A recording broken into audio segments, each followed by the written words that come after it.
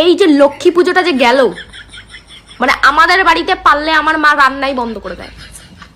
খিদে পেয়েছে মা, দুপুর হোক, সন্ধ্যেবেলা, রাত্রিবেলা, মাঝরাতে, যখনই হোক আমার মাকে যদি বলে মা খিদে পেয়েছে, নাড়ু আছে তুই খই নাড়ু খা। সারাদিন একটা মানুষ খই নাড়ু খাবে, সারাদিন মানলাম আছে, সারাদিন খই নাড়ু খাবে। গরমকালে কিছু হলে আম খা, আর লক্ষ্মী পূজার পরে কিছু হলে খই নাড়ু খা, খিদে পেয়েছে। আমি বললাম মা সন্ধ্যেবেলা একটুখানি চাউমিন করে দাও।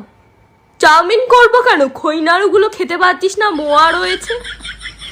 একটা মানুষ কত খই নাড়ু খেতে পারে, মানে খই নাড়ু খেতে খেতে খেতে খেতে আমি নাড়ু হয়ে যাচ্ছি।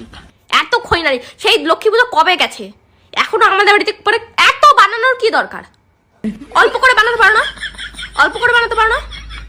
যত খই নাড়ু সব আমাকেই খাওয়াবে, এক গাদা বানাবে আর আমাকে 1 মাস 2 মাস ধরে খাওয়াবে।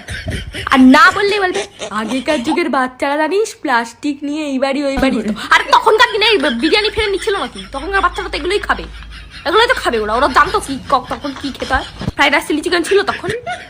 আগেকার বাচ্চা সবসময় আগেকার বাচ্চা, তো আগেই তুমি জন্ম দিতা, এখন দাও তো কি দরকার ছিল? আর প্রত্যেকবার এইসব ঝামেলা হওয়ার সময় কোনো একটা কাকিমা বা ঠাকুমা আমাদের বাড়ি চলে আসে। কোথা দিয়ে ভাই চলে আসে বুঝতে পারি না, কিন্তু চলে আসে। তারা বলবে আগেকার যুগে যাইতো প্লাস্টিক নিয়া ঘর তো এইদিকে এখন। এই যে লক্ষ্মী পুজোটা যে